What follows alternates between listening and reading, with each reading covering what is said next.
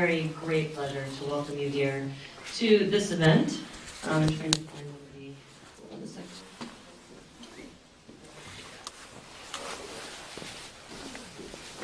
Thank you. So my name is Laura Friedman. I'm the president of the Foundation for Middle East Peace. We're thrilled to have you with us here today for this very timely and I hope will be intellectually stimulating and very provocative conversation, which features Phil Wilcox, who is the former president of the Foundation for Middle East Peace and a member of our board and a great expert who's known to all of us, in conversation with Ian Lustick. I have up here a card, which is the cover of his new book, Paradigm Lost, which will be the focus of the conversation. Ian is well known, I think, to most people who've worked on Israel-Palestine. He is, I think, one of the prophets in terms of saying where things are and where they are going and how we should be thinking about it. So whether you agree with everything or want to challenge him, that's fine. But I think we need to listen to him very carefully because so much of what he said for so many years has indeed been prophetic. The structure here is that we're going to have a conversation up on the stage between Phil and Ian that will go 30 to 40 minutes or so. And then when that ends, we'll open it up to questions from the audience. I think Ian is actually going to handle the Q&A part himself. We'll let him pick people.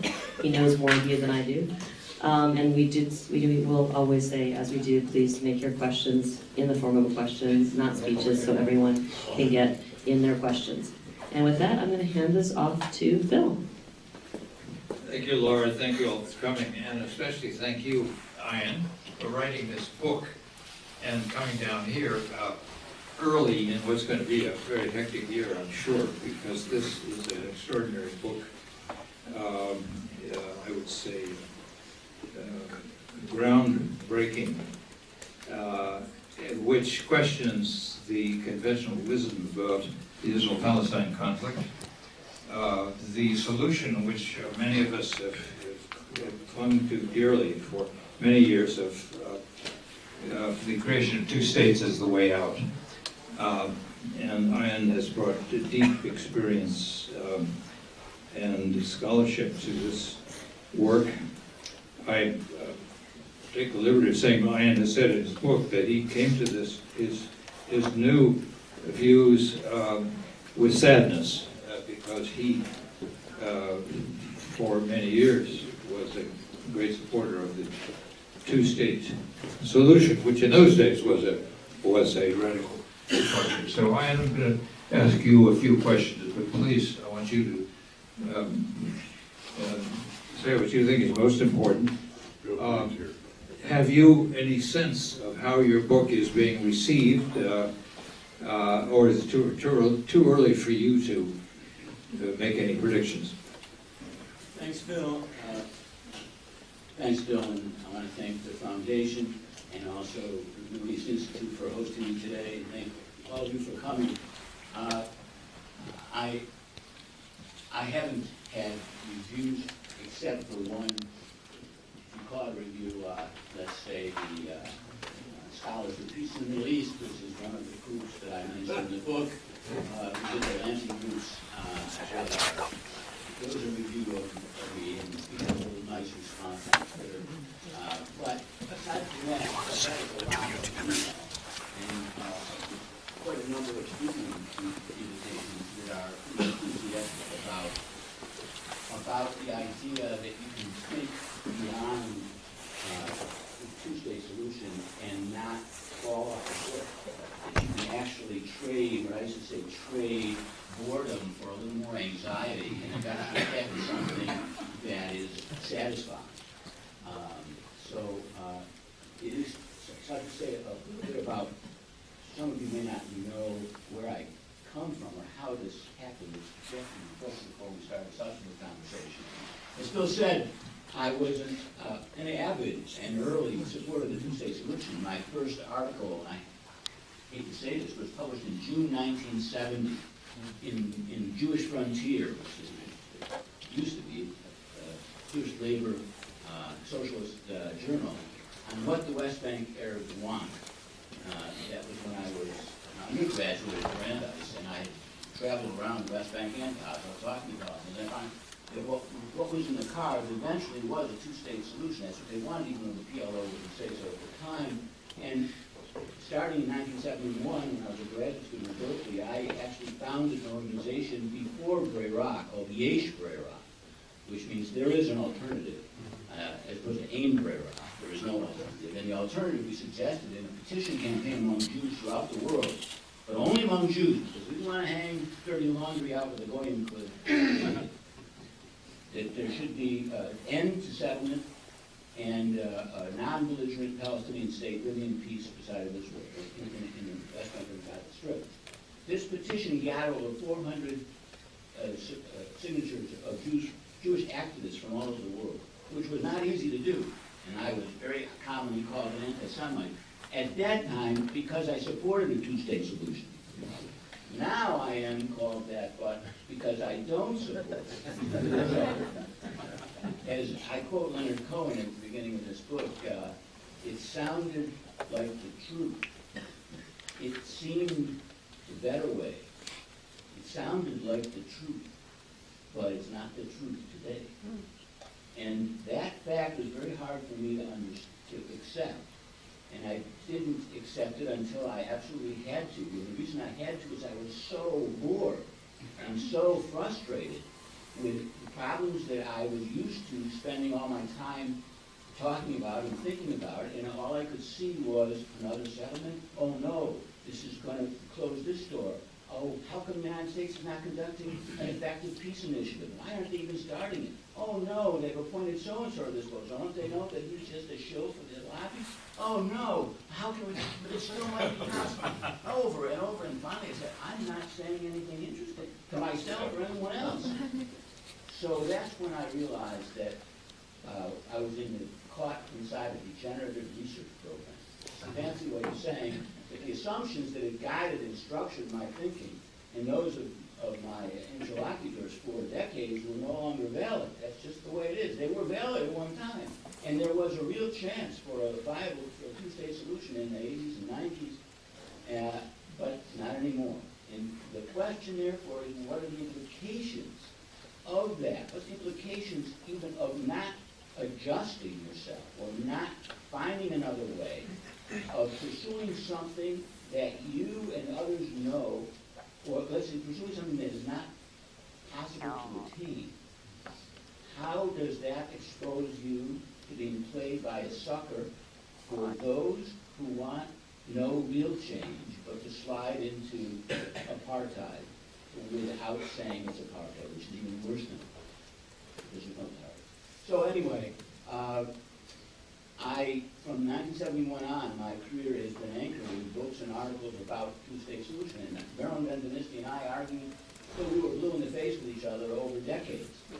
Because he said early on, it's too late, it's too late, it's too late. And I said, no, not exactly. Not if you look at Britain and France and Algeria and Ireland. And Israel is still, yes, it could take a regime crisis with both the suspension of parliament for a while, threats of assassination, but it could still happen. And here's how and why. And then after the Second Intifada, after 2006, really, I started not to be able to generate plausible scenarios from getting from here to there. That led me to think in a New York Times op-ed piece back in 2013 that it was just a time when you needed to think more about ideas that you didn't like. But I didn't really understand what I figured out in the course of writing this book, which was how to think better about the future. And the key that I found in thinking about the future has to do with understanding why the present is the way it is. I and others have focused for decades on the settlements and how they have made it so difficult to let Israel, for Israel to leave the West Bank of Gaza in enough of it in order to establish a viable Palestinian state. But what's really important is not the settlements per se. So Shaul Arieli is not the person who has the answer, because that's not the problem. The problem is what Israel has become that led to and has established the settlements as important as they are. Israel is not Connecticut or New Jersey or Maine. It is Nebraska, Oklahoma, Montana. It is deeply, deeply red. And how that came about to produce a situation where there will not be an Israeli withdrawal from the West Bank or from Gaza, in my view, really Israel is the one state that dominates the whole region between the river and the sea. How come that's true? And my book identifies the unintended consequences of either partial success or over-success in projects that Israelis and Israeli supporters engaged in that produced what we have today. And I just briefly list them, and then we can go into our back and forth. The first one that produced what we have today is the partial success of the Iron Wall strategy. Iron Wall strategy was Jabotinsky's strategy, very brilliant idea. How can we deal with the Arabs when we know in the long run we need peace with them, but in the short run we have nothing to offer them that they, if we were them, would ever accept? So what should we do? And his answer was, we have to accept the fact that they're going to attack us over and over again. We would do the same if we were them. We're alien settlers. They're natives. Of course they're going to attack us. We have to defeat them, crush them repeatedly, and then eventually they'll split between moderates and the no-never extremists. And we have to reach out to the moderates at that point and negotiate with them on the basis of equal national rights, some kind of solution. That was a brilliant idea, which it was successful in many ways. Israel did build an iron wall. It did crushingly defeat Arab, especially the Palestinian Arab, but all the Arab attacks. And it did divide the Arab world and the Palestinians between the acceptance front and the rejection front as early as the 1970s. However, the next stage of the plan never got, really was not done until too late, and that was, oh, there are moderates now. We can negotiate with them. Instead, Jabotinsky had made a mistake. He assumed that Arabs or normal people would moderate their demands, or at least split, when they were frustrated over and over again. That's what he said a normal people will do. He also thought Jews were normal, but he forgot. What does a normal people do if its demands are satisfied over and over again through victories that allow it to do more or less wherever it wants, although at a cost? What happens to a normal people is its demands expand. So there was an unintended maximalization trend within Zionism, within Israel, as a result of the partial success of the Iron Wall strategy. Another source of what Israel is today, aside from this feeling of it was left over from the failure of the Iron Wall and the shift from violent pedagogy to kind of rat hunts, to just mowing the lawn every few years in order to preserve the status quo, was how the Holocaust has been remembered. And this is a very sensitive part of the book, very sensitive. And I say that it was attacked by, this is the angle of attack that has occurred. The book is interested in how the Holocaust is remembered in Israel, how it is constructed, how it is honored. And I noted that over the years, there have been 4 different ways that Israelis and Jews in general, but especially Israelis, have thought about the Holocaust. And what I analyze is how the victory of one of those ways of looking at the Holocaust has, in a way, paralyzed Israeli Jewish political culture into making it extraordinarily difficult to ever trust non-Jews. So, for example, the first construction of the Holocaust was, it's just a lesson showing that Zionism was right. Because we told them that we were going to get slaughtered in Europe, you have to leave. And it was only the Zionists, so the argument goes, who fought in the ghettos. They're the ones who knew what was what. And we are different from them who were killed. That was the first way and it associated with some pretty ugly abuse of survivors as soap, sabon, and so on. The second way had to do with the reparations. When Ben Gurion and Sharet needed desperately money. Israel needed it in the early 50s.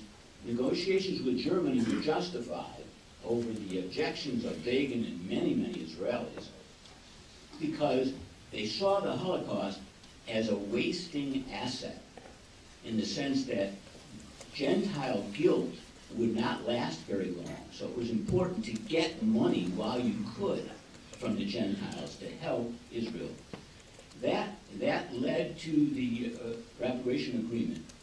But it also got Ben-Gurion in trouble because for that and other reasons I don't want to go into now, but are going in the book, and he was looking for a way to redeem himself as an anti-Nazi, an anti-German. So one thing he did is he nabbed Eichmann and had the Eichmann trial, which had the unintended consequence of so deeply traumatizing Israelis that they shifted from abusing survivors of the Holocaust as them, as those weak diaspora Galutnik Jews, to us. We are all survivors. We're all under the gun. We're all about to be killed. And it's always 1938, and there's always Nazi Germany out there in the hearts of all Gentiles, and certainly the Arabs in the Gulf Stream. That was Menachem Begin, and Menachem Begin took advantage of that legacy of the Eichmann trial, came to power with an appeal that he'd always made to that effect.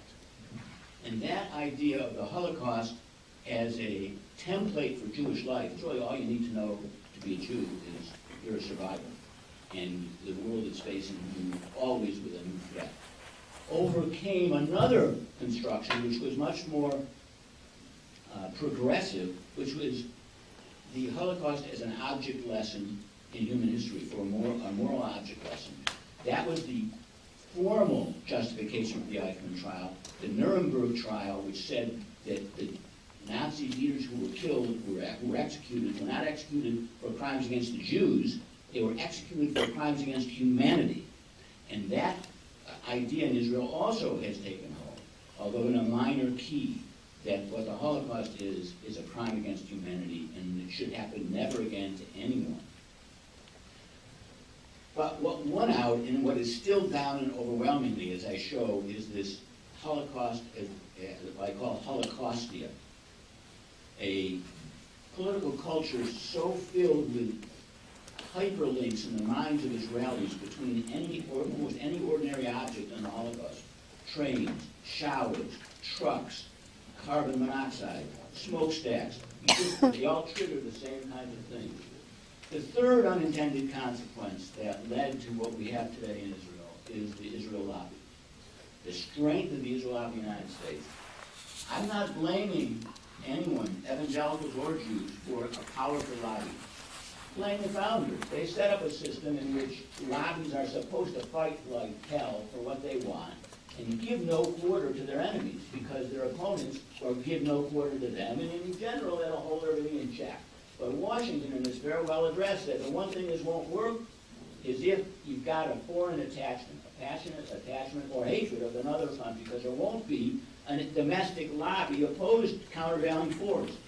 That fact about the Israel lobby has allowed it to grow grotesquely in influence, so that the one thing it sort of holds a veto, and has held a veto over decades, over American foreign policy, when it starts to might get effective. What that has done, which I show in my book, it hasn't been thought about clearly as far as I can see before. The unintended consequence of that was to radically shift Israeli democracy to the right.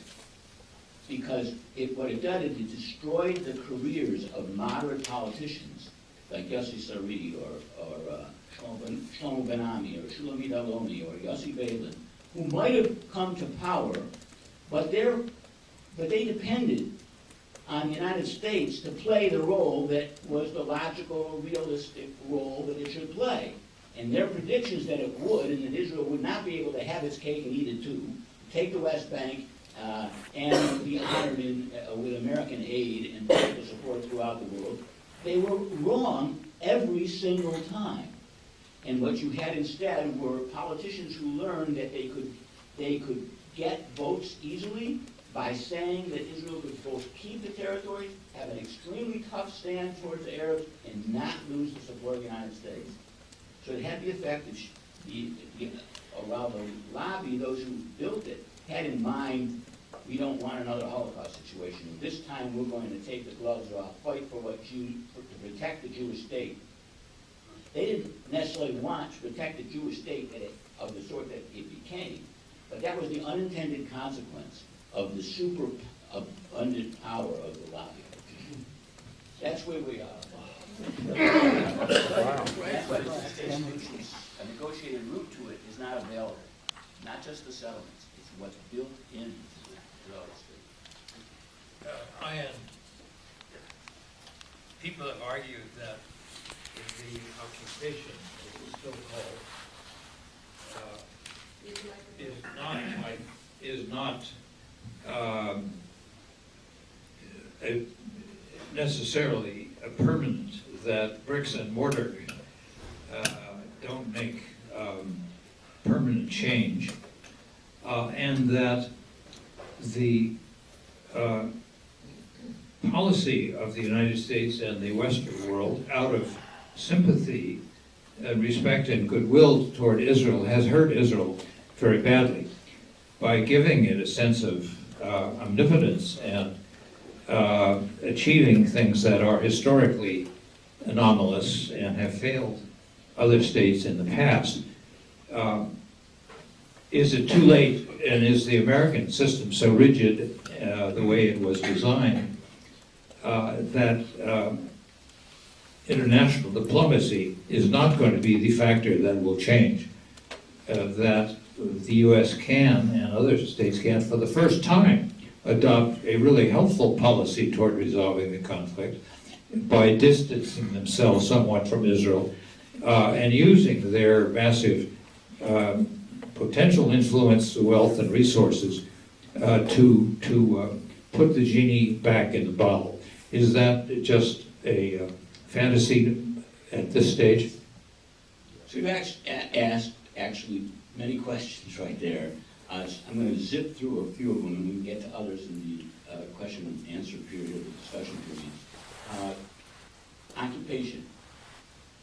There's actually two ways for occupations to end. If what you mean by an occupation is that one state controls something that's not part of that state and dominates it under international law or just by sheer force. Let's call that occupation. There are two ways for that to end.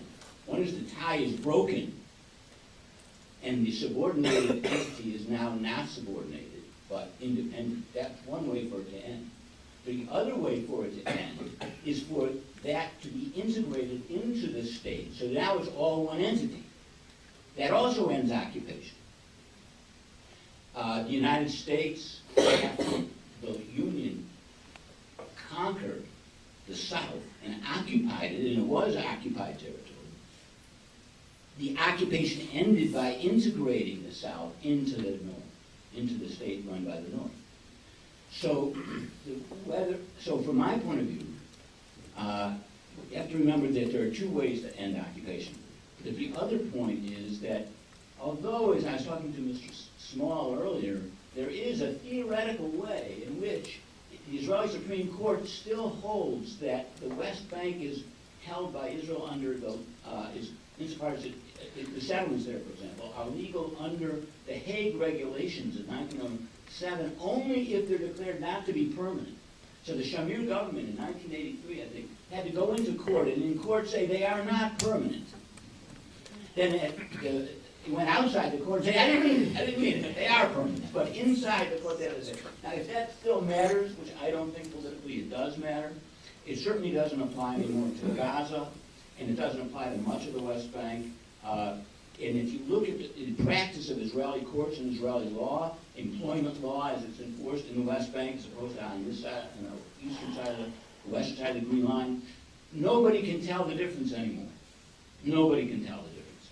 However, what I want is a gestalt change. You should all engage it. Instead of trying to see in your mind's eye, there's the Green Line Israel, and there's Gaza, and there's the West Bank. Think of it as the Israeli government does when it draws its maps. Go online and look at the maps, or on the tourist maps, and think, here's a state that rules different parts of the country and different populations in those parts of the country according to different rules.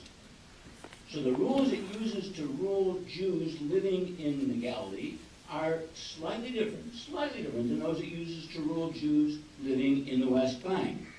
Those it uses to, rules it uses to rule Arabs in the Galilee are different from those it uses to rule Arabs in East Jerusalem. And the rules it uses to rule Arabs in the West Bank are different from the ones it uses to rule Arabs in East Jerusalem. And the rules it uses to rule Arabs in Gaza are also very different. But that's not so unusual. States all over the world use different rules. Non-democratic states. And that's what you have. You have a non-democratic state. There's democratic elements in it, just they were democratic elements in apartheid South Africa.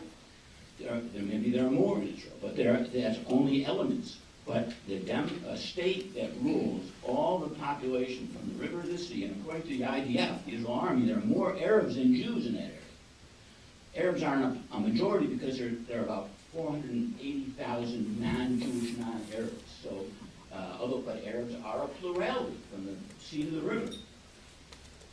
That is the reality that we have. And moving forward, the United States, to get to that question, I used to argue against so many of my friends who were diplomats. You'll remember many of them, because Phil and I were under harness at the same time. Never saw an opportunity to negotiate they didn't love. I, however, as a political scientist, saw that sometimes not negotiating is the better choice, because it frees you to say the truth and not protect phony opportunities at the expense of allowing the adversary or the opponent, the other side of the table, to entrench things you don't want. All right, that's a long story. At some points in the past, I also thought the United States should withdraw in order to incubate a better political situation in Israel and among the Palestinians for a two-state solution. Now, since I don't think those can be incubated, for the reasons I adumbrated briefly, it's still the fact that the United States can make a tremendous contribution, but only by joining this Gestalt switch. Look at the problem not as a problem of peace between Israelis and Palestinians, which is a problem, but that goes hand in hand with a deeper problem, the problem of equality between Israelis and Palestinians, or between Jews and Palestinian Arabs.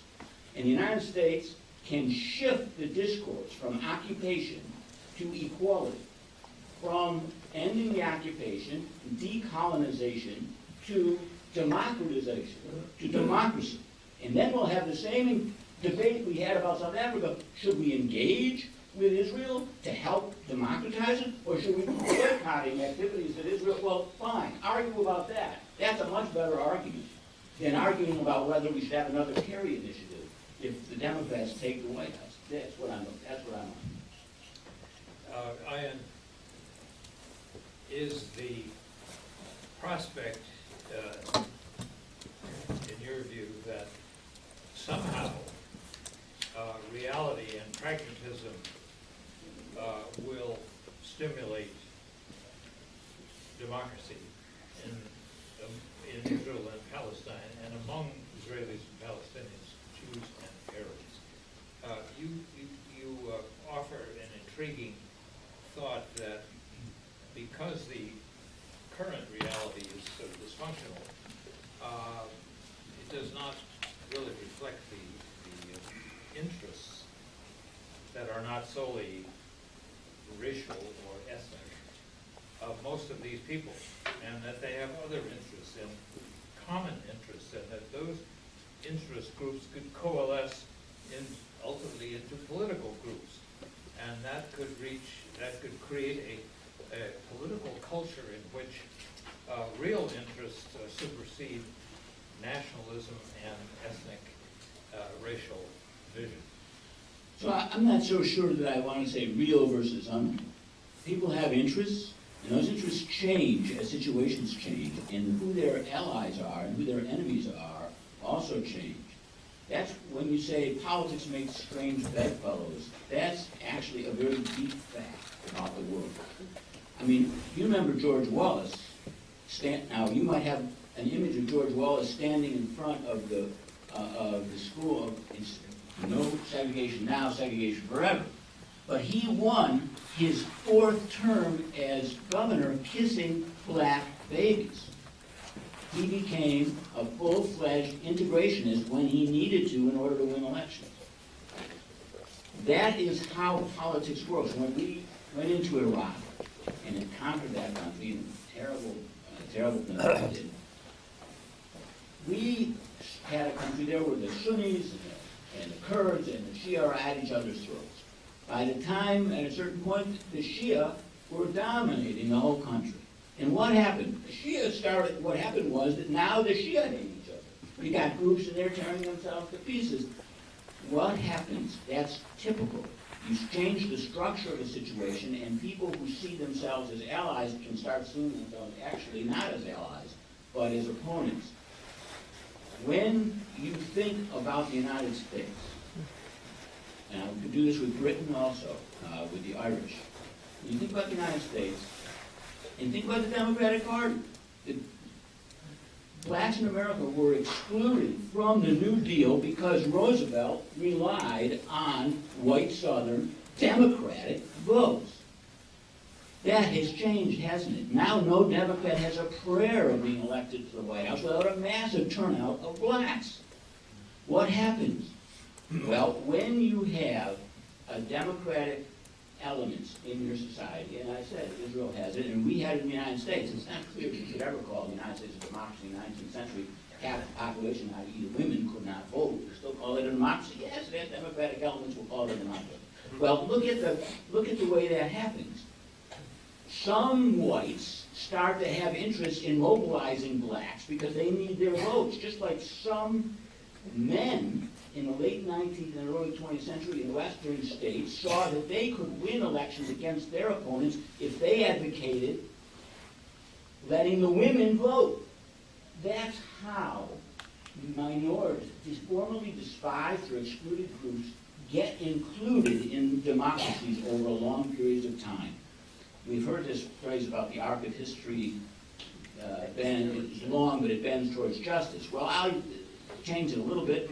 The arc of history is long, but in democratically oriented societies, it bends toward the inclusion of formerly despised and excluded groups, because they're a constant opportunity for mobilization by those in the dominant group that is, because the split, there are always splits, and there are plenty. I'm not sure if it's more, but it's almost as many Jews in Israel have more in common with moderate, progressive Palestinians than they do with Jews who are supporting the current government. So that kind of dynamic doesn't happen quickly. When you talk about democratizing an autocracy, it can be done very quickly. Overthrow the old leader, write a new constitution, and boom, you've got a democracy. But that's not the kind of democratization that South Africa went through, or that Britain went through when it had to deal with a huge Irish Catholic majority it had because it annexed Ireland in 1801. It's not the kind that the United States had to deal with when it all of a sudden had all these free blacks who were supposed to go back to Africa, according to Abraham Lincoln. He never imagined that he was fighting the Civil War in order to create a multiracial democracy in America. But, as I say in the book, man tracht und Gott lacht. Man plans and God laughs. And so often that's the way democracy works. And I am saying that we have to take that kind of long view. This is a kind of democratization that doesn't mean that you and I are going to see what Moses saw. We may see it, we're not going to be there. Okay? We're not going to see the two-state solution sign, and oh, it's wonderful. No, we're not going to have that pleasure. But we can have confidence, and we can have satisfaction by fighting now for what is just and right and democratic, because we, instead of displacing our interest to a idol of an institutional framework, we want two states. No, I want 13 cantons. No, I want a confederation. No, I want parallel states. Forget it. Those are just pretty pictures. Pretty pictures aren't solutions. Solution is a picture of the future that you have a way to get to that's better than the past, than the present. What I am saying is take a longer view, say, I want to work for what honors the principles I believe in: democracy, equality, and mutual rights to non-exclusive self-determination. Anything that's good for that, I'll work for. If you indulge me, I'll give you one very clear example of what I mean, because you may think this is all airy-fairy stuff. One of the things I've been writing about since I lived there in 1969 is Jerusalem. I've really published a lot in some of the journals represented here. I have published articles about Jerusalem in different ways. As you know, about 300,000 Jerusalem's inhabitants of Greater Jerusalem, the Jerusalem that Israel drew after the 67 war, that include 70 square kilometers of the West Bank, are inhabitants of Yerushalayim, but they are not citizens of Israel because Israel never annexed East Jerusalem. It only expanded the boundaries of the municipality of Yerushalayim. So the Arabs who lived in there became citizens of the city, not citizens of the country. But that means they can vote in municipal elections. And in the last election, the far-right candidate beat the left moderate candidate by 3,000 votes.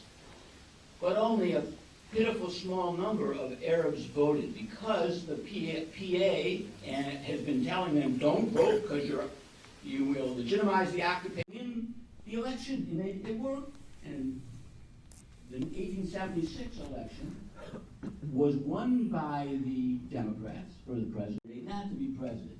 So we have, just what you said, in the United States, it's just the government rigged. That's what Jim Crow was, to make it impossible for blacks to exercise their rights. How long did it take to overcome that? Okay, it was still not completely overcome. 100 years? My point exactly. This is a very slow process. Now you can say, oh my God, there are people who will say you can't wait that long. This is very dangerous. Israel has nuclear weapons. Well, guess what? That's an argument that many people make by using the word must. I want you to think about that word must. There must be a two-state solution. Well, is it must because you can't tolerate the idea of it without that? It's must because psychologically or morally I can't accept it? That's one meaning of must? Or is it because the way the world is put together by God and Einstein, it must happen this way? It has to. It's inevitable. You see, what happens when somebody says must is they smuggle both meanings in. And it's a tragic fact that they don't go together. There's no guarantee they go together. So although I may feel, or you may feel, there must be a two-state solution because there are two different societies that hate each other forever, and Israel has nuclear weapons, it doesn't mean that there must be in the sense that it will automatically happen. The world contains a great deal of tragedy, and it's not available to us to hide within that word must. One of the articles I published recently in Lustick's policy on Anna's here, and Joyce, was on the red thread of demography. Israel and the red thread of demography, and showing how it really was for Zionism, the heart of the argument from the very beginning. And it never goes away. It's always there, this fear of demography. And here I've said, well, guess what, folks? There are more Arabs than Jews west of the Jordan. But what I want to focus your attention on now, and what my book tries to do with this shift in Gestalt, is the demographic argument. Progressives like me use the demographic argument for decades to try to address Israelis who were afraid of Arabs, who despised them, who feared them. So why are you supporting settlements? So why are you supporting Begin and Shamir in the attempt to keep the territories? You don't want to live with Arabs, do you? All your life you want those Arabs involved in the country? Don't you want a Jewish state? That's people like me talking. We were using the demographic argument for what we thought were progressive purposes. And it was a deal with the devil. And it didn't work. Okay? It didn't work. And all of us probably felt, many of us at least, felt That's not really a very nice thing to be doing. My mother would not approve. But we did it. Now, I want you to think about what the implications of continuing to use the demographic argument are by progressives when there is no hope of getting a two-state solution by doing it. Instead, what you are doing is you are telling Israelis who ultimately should be in alliances, Mizrahim, Jews from Asian and African countries, or immigrants from Ethiopia, you are telling them, you could never have an alliance with Arabs, because, they're Arabs. That's what you're doing when you use a demographic argument. You are postponing, undercutting the very mechanisms that can, in the future, democratize the country and bring the kind of country that you want. Now, what does that mean? And here's the hard truth for many Israeli Jews, is it means no, it's not going to be a Jewish state.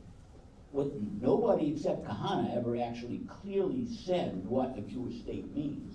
But because what it meant for most Israelis is a state that operates in order to help one section of society against the other, help Jews as opposed to Arabs, and to do so with the capability to front itself as a democracy. That's what Israel is both a Jewish and a democratic state means. That's the actual meaning.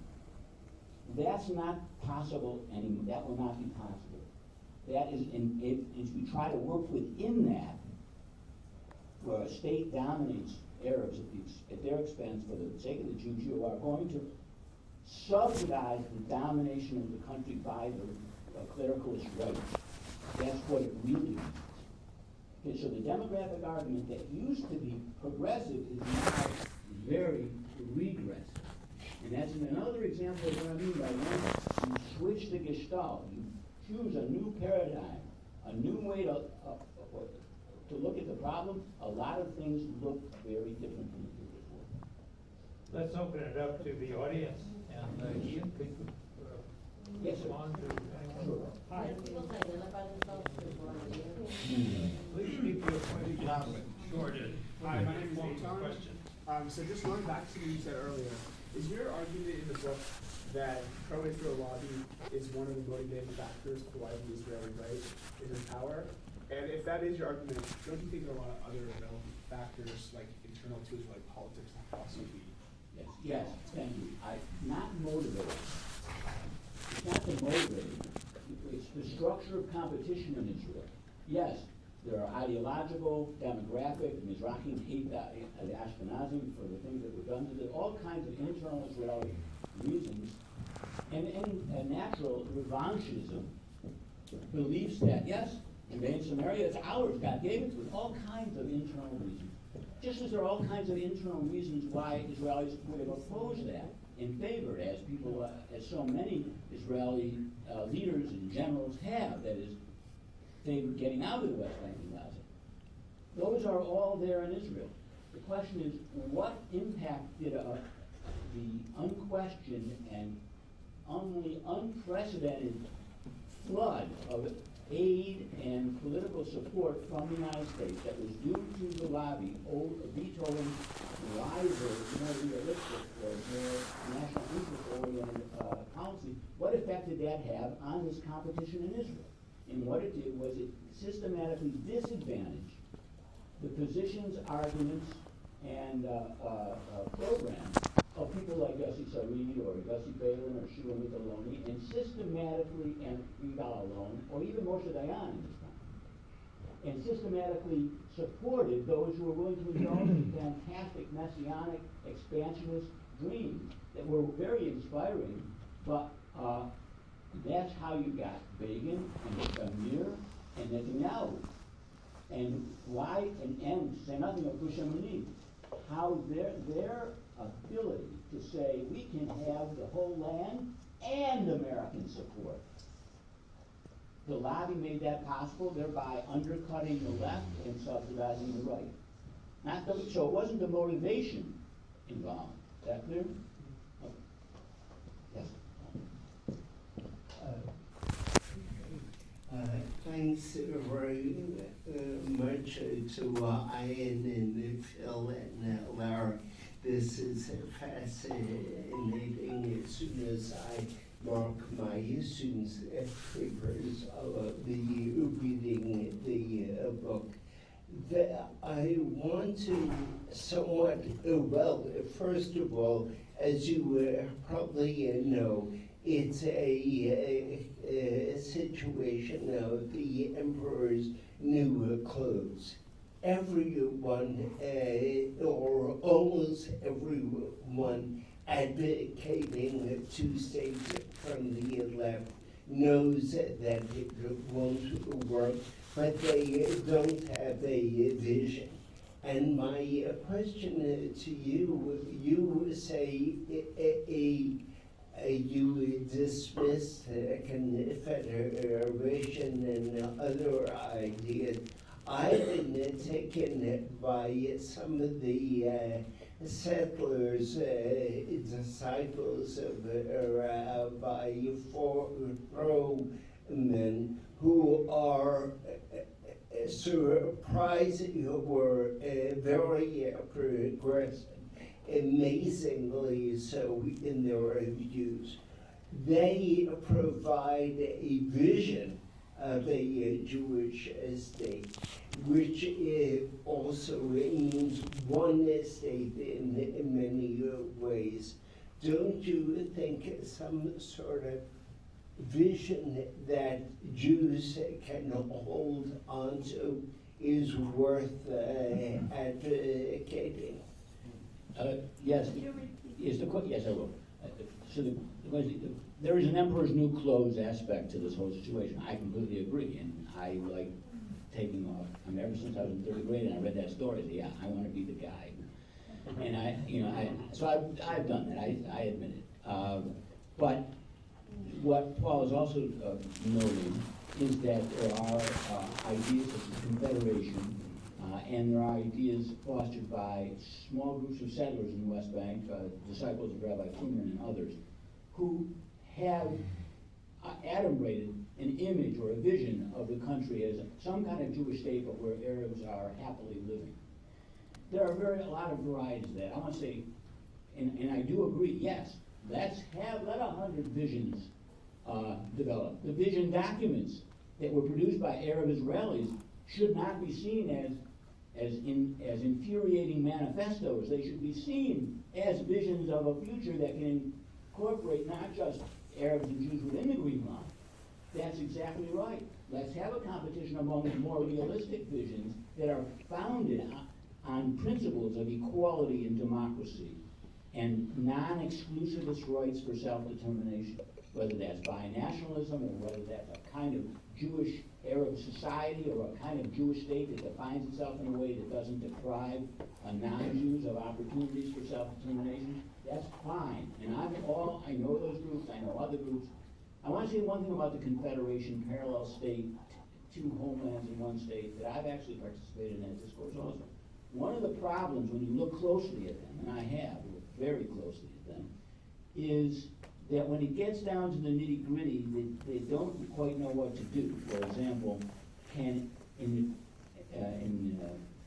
parallel states one, can Arabs who move to Haifa from the West Bank, retaining Palestinian citizenship in Palestine, now they're living in Haifa, can they vote in Haifa municipal elections? Can they vote in Haifa municipal elections? Which would, they won't answer that question because it's very interesting. It would actually integrate it. What I also know is that the way to get there, they say, is through negotiations between Jews and Arabs. That's the thing that I don't think can work because because when you look at it closely, it really is two states. The idea of a confederation is two states that agree. So it's just a two-state solution with a complex set of rules around it. So my argument is that a negotiated route to two-state solution between Jews and that's what's not possible, whether you call it a confederation or not. Thank you, very interesting. Okay, Diane Perlman, Transcend and School for Conflict Analysis and Resolution. I'm wondering what you're familiar with Johann Galtung's idea of a six-state solution. modeled on the Middle East community and the organization and security in the Middle East. And just another part too of that is, as you know, last month I was at the UN for the first conference on a nuclear weapon-free zone in the Middle East, which of course was boycotted by the US and Israel. Some of the countries were bashing Israel and US, others were inviting them and have them participate in the future. So just your thoughts about this. Well, unfortunately, although I read Ron's proposal, I can't remember it in detail now. There are many of these proposals, like you said, there's 13 cantons, 6 states. The right wing in Israel has been, I could have to say, imaginative, but extraordinarily unrealistic in their ideas of, okay, we're going to move the Gazan refugees to Sinai, and Egypt's going to take, and then the West Bank refugees will go to Jordan, and Jordan will go, all this stuff. There's all these pretty pictures, including the ones that I have. I have a pretty picture in my head of 2 states. And remember, Ireland seceded from Great Britain, from the United Kingdom in 1920. So you had a 2-state solution, not Lone Plan, because Belfast didn't go, but you had a 2-state solution after 120 years of annexation. Britain ruled, occupied Ireland for hundreds of years before 1800, then it annexed it, wouldn't give rights to the Irish Catholics to vote for another 20 to 70 years, depending on how much money you had. Then they got the vote, and it took 30 years to actually become a dominant force in British politics, then fought an intifada and got a 2-state solution. So I'm not saying that there won't be ever 2 states. I'm just saying that a negotiated route to it now is not possible. And politics never ends. I'm for annexation. I'm for annexation, for anything toward that, because it will shift the discourse and the kind of struggles toward the important ones, which is equality and democracy for all.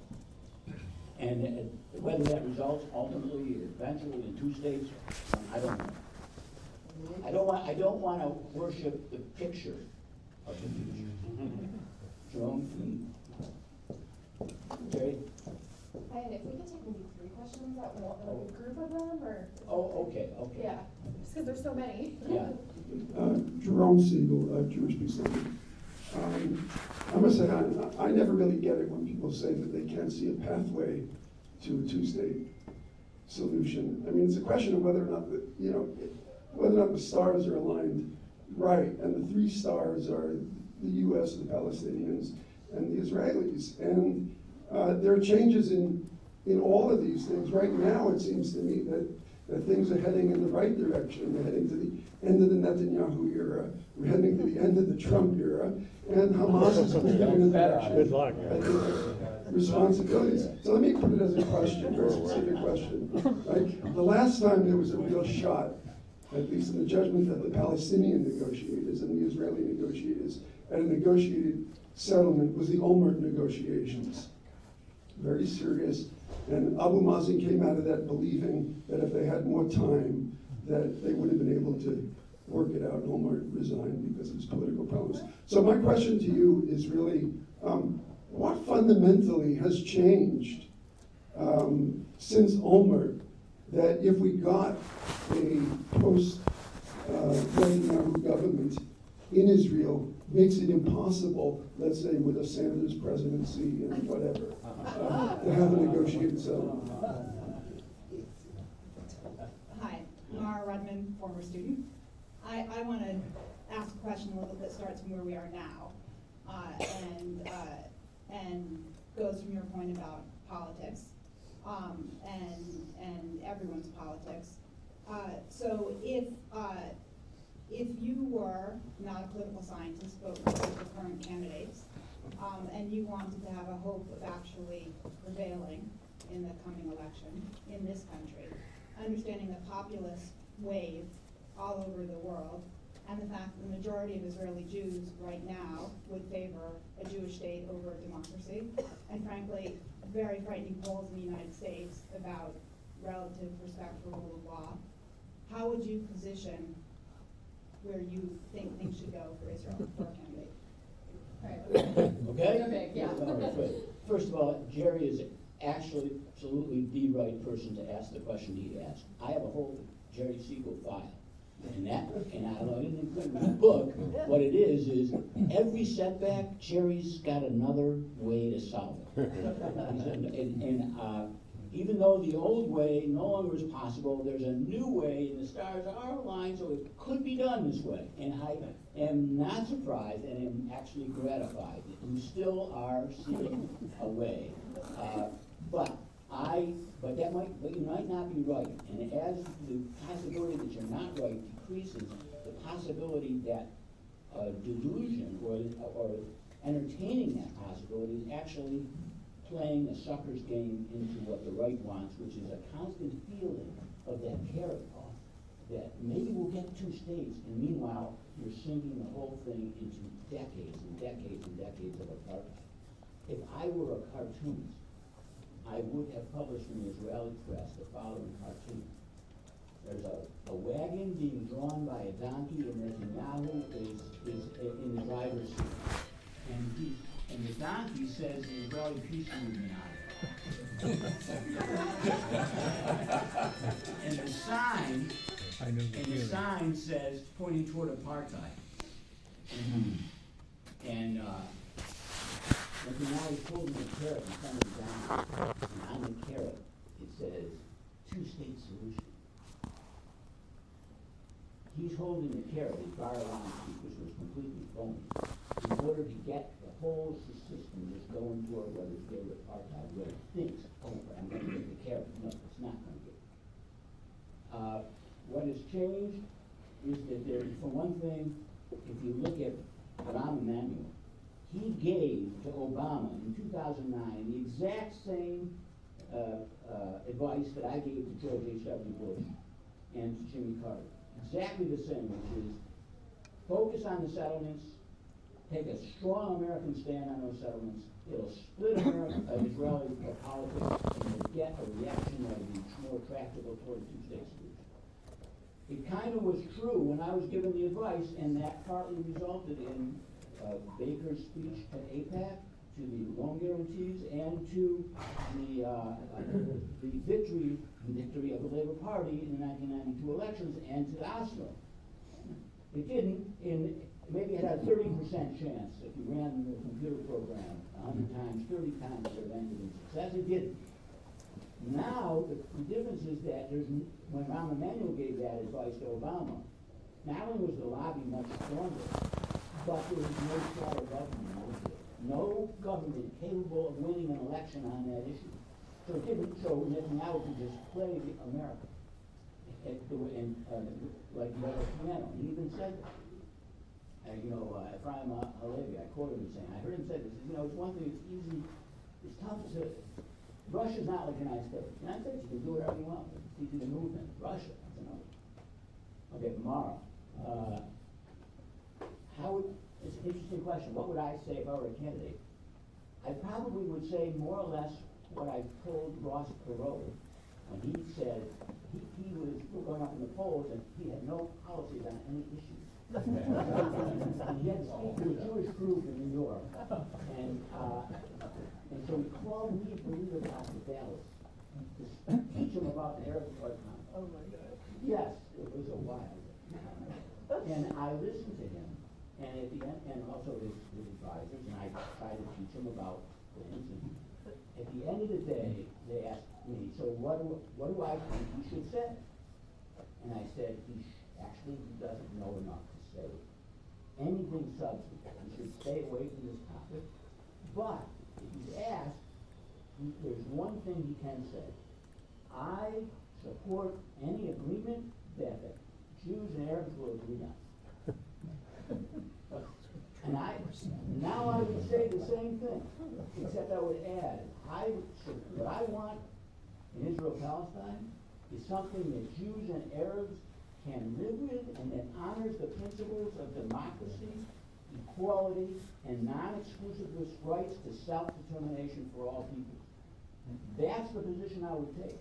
That's not a position that any of the candidates have taken, even Bernie Sanders, who are still hiding within the idea of a two-state solution because they can get away with that politically, and that's all that matters at that level of American politics, because they know they're not gonna actually get anything in the Middle East, and if they did, nobody, none of their constituents would care. But what does matter is how they're gonna get killed politically, domestically, and always. And so right now, the two-state solution is nothing but a safe harbor, something that you can attach yourself to look respectable and safe from the Israel. Yes, sir. Yes, I'm Ross Anthony, I'm from Rand Corporation. We're just finishing a study looking at the alternatives to a two-state solution. So I identify with a lot that you said. And maybe what's interesting is if you look at these focus groups, the number one thing that the I think number 2 is they want to be democracy, number 3 they want the land, so those things don't work together. But if I'm not as patient as you are, how do I get to what you're throwing out? Because what one-state solution to most Israeli Jews means is something that's skewed in a way that maintains Jews. How do I get to this idea that you're putting out in the stars? How long do I have to wait? And if I'm not really very patient, how do I get there? And it's probably true. First of all, I went to the University of Pennsylvania, and so I do have, but I'm also from Oklahoma too. Sorry about that. I'd like to take the democratization back from the distant future to the current election in Israel. And we're in for a third election, and it doesn't look like there's much chance of a change unless the Blue Party, whatever it is, accepts the offer of the one list. Now, unless we can get that kind of democratization where we at least overturn the nationality law, unless we can get even the Israeli citizens or Palestinians democratized, shouldn't that be a first step? Good, terrific questions. I am not a one-state solution person. Don't code me that way, because I am not suggesting I know the route to get there. What we have is a one-state reality. Whether you think it's a solution or not is up to you. For Netanyahu, this more or less is a solution. Okay? Pretend that we might negotiate something in the future, but actually dominate a situation where Arabs have 0 rights, and where Jews still are locked in to things we can't do with Arabs. Yes, that's right. That's what Jews will say. We want a Jewish state.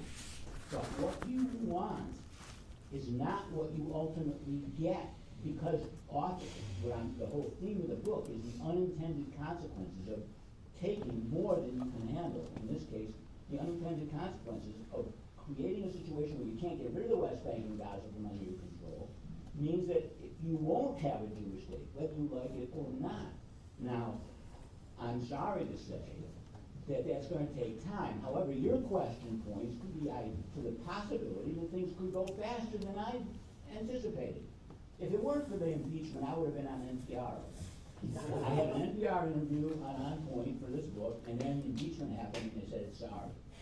Well, the news in Israel is a little better, because just what I'm talking about has been happening. Here you have these blue and white right-wing generals who are saying before the first election, one thing you can be sure of, us, they don't like what happens. And we will deal with Gaza the way it should be. And we will never ally ourselves with Arabs. And then you get a political situation in which, wait a minute, the only way Gantz could be prime minister is maybe on the outside. He has a deal and he goes to there and he talks to them. This is good. And now one of the things that's changed for people like me who have obsessively watched Israeli politics for 50 years, noticing that at first, when they do polling, they didn't even interview the Arabs. Then they do polling and they don't say they interviewed the Arabs. Then they do polling but only report the Jewish, but report it as Israeli. Then eventually they say, well, among Jews and among you have the Arabs. And then when they report the possibilities of coalition, it used to be right, left, and then the Arabs. Now, partly in order for the news to be able to make it sound interesting, It says there's a right-wing bloc and the left-center bloc. And guess who's the biggest party in the left-center bloc, the second biggest party? The Arabs. Now, that's the unintended consequence of an attempt to destroy the Arab parties by raising the threshold to exclude all of them, but they just combine. Again, notice how democracy in a ferocious attempt to gain power and protect your increase leads you to do things you never said you would do or want. Okay, so that's one of the nice things. Remember when we were kids and Coppertone showed us these beautiful cans? Wow, we want a can like that. Now Coppertone sells itself to keep you white. All right? And so things change.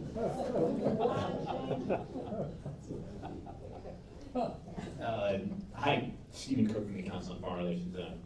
I don't really think myself as a former grad student, once a student, always a student. I am fascinated by this idea of Holocaustia.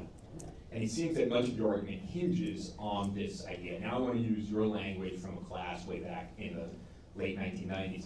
Where does, and this I'm tripped up on this issue of time, because Holocaustia over time becomes institutionalized. It becomes a hegemonic idea. It becomes common sense for Jewish Israelis. Where does the counter-hegemonic idea come from that undermines Holocaustia? Terrific question. I was trained well. Yeah, well, remember I said there were 4 constructions of the Holocaust in Israeli politics? I actually published a double article about this in 2017 in a journal called Contemporary Jewry. And you can see by the 10-page attack on me that was published alongside of the article by the editors, by 4 of the editors, just how sensitive this topic is. But, oh, I'm sorry. Okay, but the answer is that there's actually, if I have to say so myself, a beautiful answer to your question. In the, around the time of the Eichmann trial, there were progressives who generated a new curriculum in Israel to teach about the Holocaust as a moral object lesson and use Nuremberg. And under Yossi Shlomi Deloni, Yossi Sarib, when they were in charge of the Education and Culture Ministry, that curriculum made progress. So there's this construction that is present in Israeli politics of that, seeing the Holocaust not as a template for Jewish life, but as a lesson for humanity. The fact that Holocaustia has been hegemonically established, absolutely correct, it has, means that people in Israel cannot escape, Jews, but even Arab Jews cannot escape thinking in Holocaustia terms. So but the unintended consequence of that is what happens when a picture is distributed of Israeli soldiers at a checkpoint forcing an Arab to play the violin. What happens when Breaking the Silence talks about the Arabs under supervision of Israeli soldiers forced to eat dirt or sing IDF songs about the units that are beating them? What happens when young Arabs trying to get food are dragged from tunnels, trying to escape the Gaza ghetto? What happens is what Ari Shavit said happened to him when he was a guard in the First Intifada at a detention facility in Gaza. He felt like a German, and he saw the Palestinians as Jews. That is the counter-hegemonic element. You have already the formula. One of the things I stress in the book, and there are order forms back, discount order forms back there, just go, anyway, that's the key. That under the right circumstances, that can make a comeback. This struggle, this mimetic struggle among the 4 constructions, even though one of them did achieve hegemony, doesn't mean it's hegemonic forever. And I see the inability of Israelis, Yair Golan, the deputy chief of staff, compared Israel to Nazi Germany as his greatest fear. That is now considered an illegal act, but Israeli minds can't help but do it because everything, including Palestinian suffering, is seen through that lens. So you see the way the unintended consequences are operating that mechanism. Man tracht and God love. All right, I think this might be our last group of questions. You choose one. We'll start back.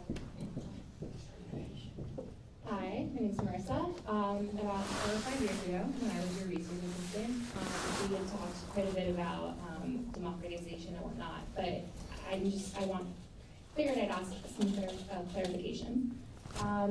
The way that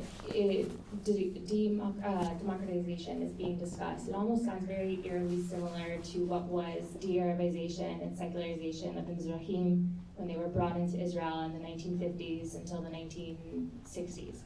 And in the sense, it was very much framed as as this whole pluralistic, universalist idea of we're going to make everyone, brought in. However, it ended up basically subjugating and essentially creating massive inequalities that still exist today. When you're talking about the center left and you're talking about Yossi Beilin, who, quite frankly, they are in many ways more, more anti-Mizrahi than the right wing. How exactly does that work out then with democratization when they are inherently opposed to a majority of the population? How do you see that working out, especially when those people are not actually democratic? So I'm not sure if you're referring to those people as Arabs or as... The center left, the center left. Oh, yeah. There's one area you really haven't touched much about. Of course, many of the Arab countries are aligned in different ways with the United States.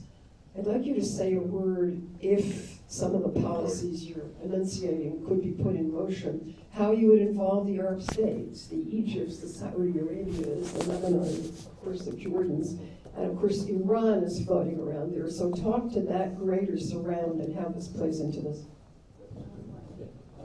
Last one. Yeah, last one. I want to dispute what you say. The reality on the ground is one state solution. My name is Asaf Eshar.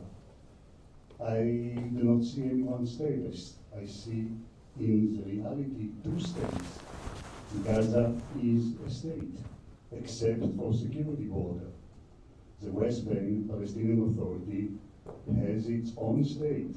Moreover, there are negotiations between the Israelis and the Gazan and the Egyptians about 5-year ceasefire. So the reality on the ground is moving toward 2-state solution. I think it's much better than it used to be. One state. Israel is encircled with 1-state solution. Syria is a 1-state solution with many nationalities. Lebanon is also a 1-state solution. Jordan is a 1-state solution. This is what you have in mind? Again, just in reverse order. I'm not saying it's a solution, it's a reality, and you and I differ. When I say one state, I'm a political scientist. I say, what is a state? A state is an apparatus of power that enforces property rights. That means that if your life and your property is at risk because of an entity that calls itself a state, that's your state. If the Palestinian Authority or Hamas can't protect West Bank Arabs or Gazan Arabs from Israeli destruction of their house or expropriation of their land, then the state that rules them is not the PA or Hamas, it is Israel. It may rule them the way a prison is ruled.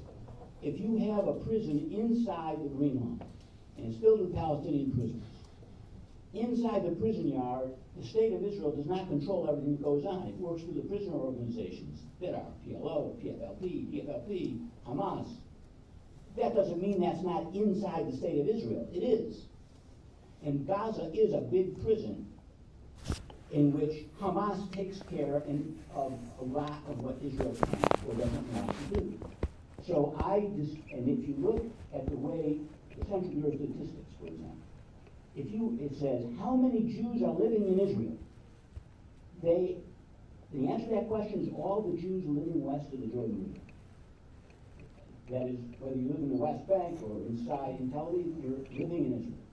And in almost all areas of Israeli life, that is how things are treated. When Israel makes a change in its law or decides to shut down the city of Ramallah because of what it considers a security problem, it doesn't ask permission from the PA. It just doesn't. When it passes legislation that affects all the inhabitants of the West Bank, it doesn't check first with the PA. It just doesn't, because it is the state there, even if it uses different rules to be the state than it uses in Galilee and Galilee. I've got the Arab states. Well, one thing is, I think Egypt can play a very important role, though it's hard to know to trust anything that the current leadership in Egypt does. With respect to Gaza.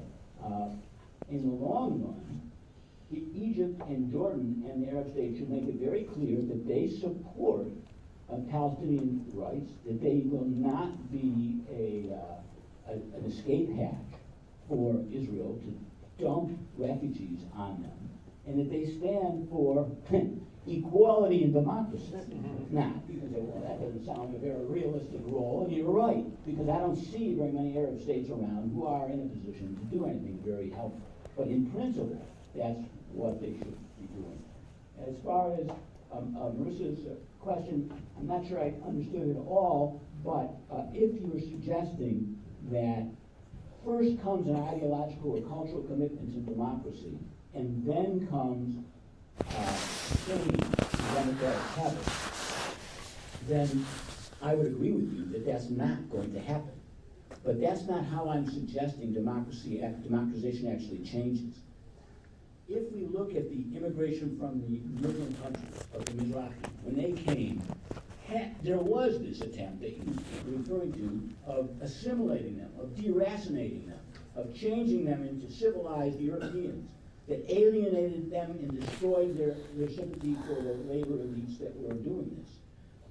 That idea of pulverizing culturally a community and then changing it, had that not been done, and instead had opportunities to integrate into existing political parties on the basis of struggles for equal rights, I don't think you necessarily would have had what you have. Those struggles, bottom-up struggles, where Jews and Arabs find in their interest to ally with one another because of ecological issues, because of economic issues, because of inequality in Israel.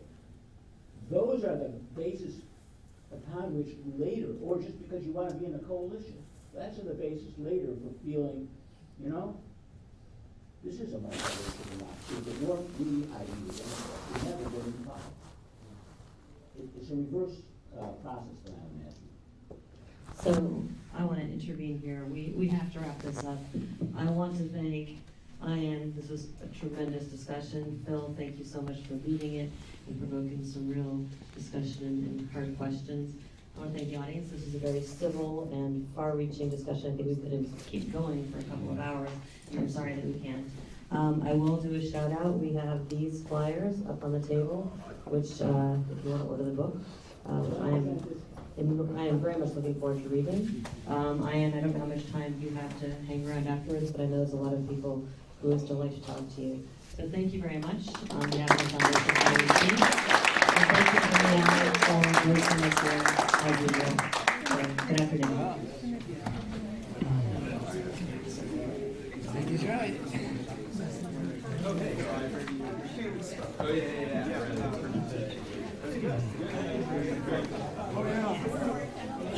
Thank you for allowing us to sit